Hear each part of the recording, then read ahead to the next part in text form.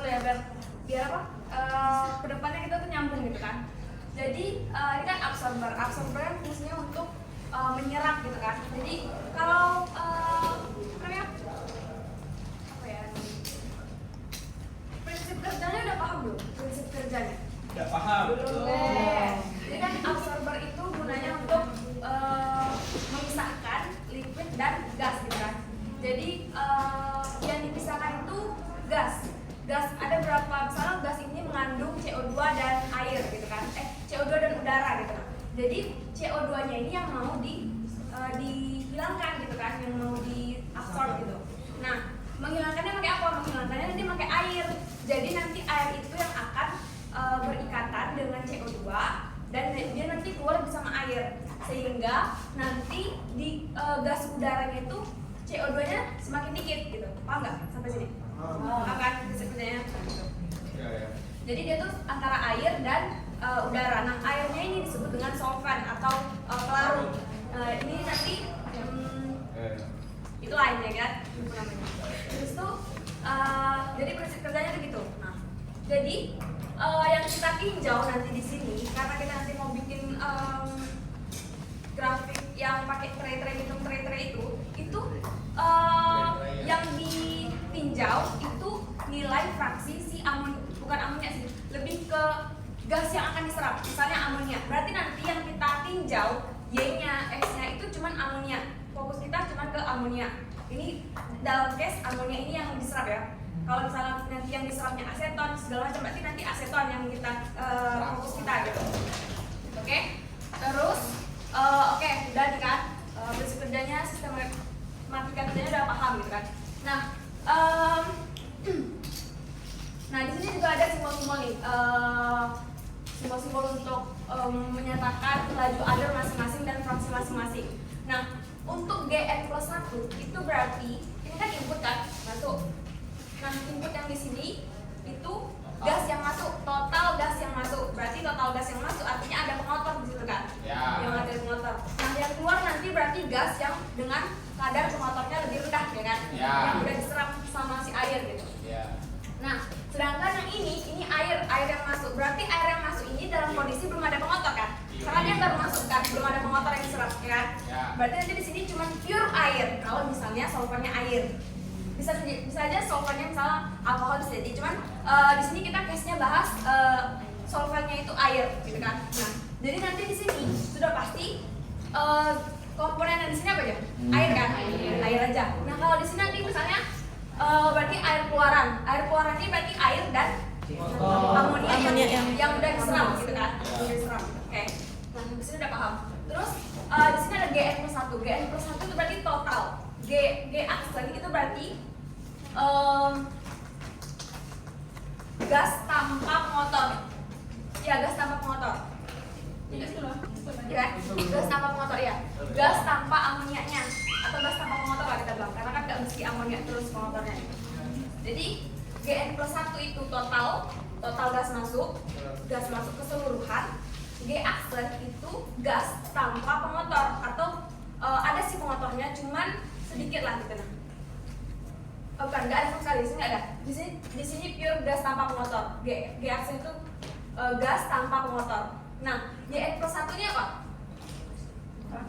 Fraksi itu apa sih? Fraksi itu komposisi, kadar gitu nah. Kadar pengotor di ini. Misalnya kita punya gas masuknya 10 kg lah gitu kan. 10 kg. Nah, pengotornya itu ada 5 kg. Fraksinya berapa? 5 per 10 kan? Atau 50%. Nah, itulah yang dimaksud dengan fraksi. Jadi kadar pengotor di gas mula-mula gitu. Gas mula-mulanya berapa? Terus gas pengotornya berapa? Jadi nanti rumus Y ini adalah jumlah gas pengotor dibagi gas total. Benar nggak? Benar kan? Gas totalnya. Kita bisa di sini ya.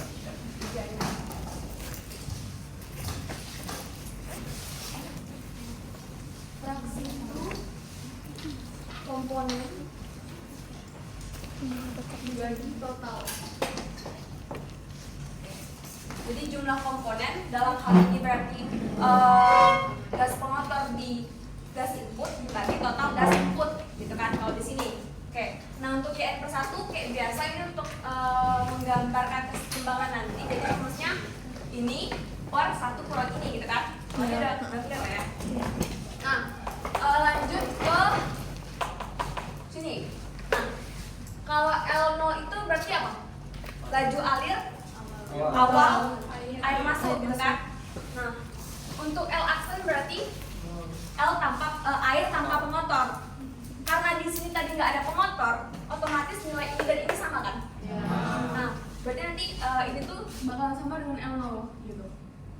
Nah, untuk X0 berarti apa? Jumlah amonia, jumlah pengotor di air gitu kan. Which is tadi 0 kan? Berarti nanti di sini proksinya berapa? 0. Ini juga bakal 0 kan?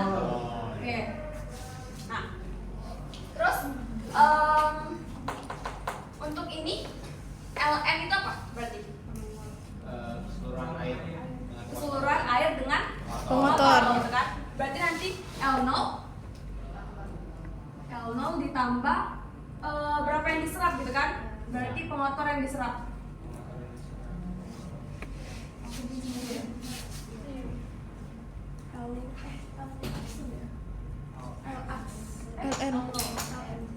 LN.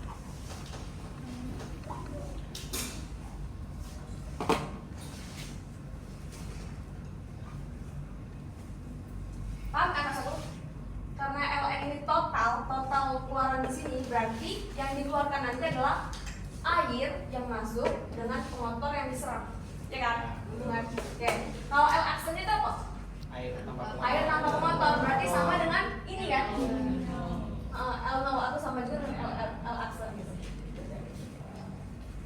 Kalau XN berarti Fraksi. jumlah pengotor dalam air. Ya, jumlah pengotor dalam airnya. Nah, ini gila kak komponen. Ini bisa dalam Y, bisa dalam X. X itu berarti dalam cair, kalau Y itu yang gas gitu. Konsepnya sama, komponen dibagi total. Di sini kita tinjau amonia misalnya, berarti amonia yang diserap dibagi dengan total air keluaran, ya kan? Ini dapat berapa?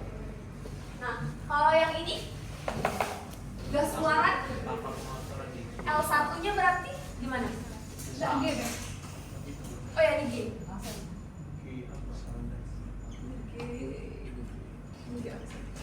Berarti G1-nya itu apa? Total gas keluaran kan? Gas keluaran itu berarti mengandung apa, Be? Mengandung G aksen tanpa pengotor. Iya. Karena kan ini bakalan keluar semua kan? Iya. Kan G aksen ini tanpa pengotor. Berarti dia nanti bakal keluar lagi kan? Berarti ini G1 ini bakal G aksen ditambah sisa pengotor yang masih ada di sini, karena kan nggak semua bakal diserap. Misalnya yang diserap 97% dari pengotor yang masuk itu bakal diserap, sisanya itu masih ada di situ gitu. Nah, masih ada di gas itu gitu, paham kan? Kalau nggak paham langsung bilang ya, soalnya nanti nggak balik lagi gitu. Berarti nanti G1-nya itu G aksen ditambah sisa pengotor gitu kan? Sisa pengotor yang tidak terserap.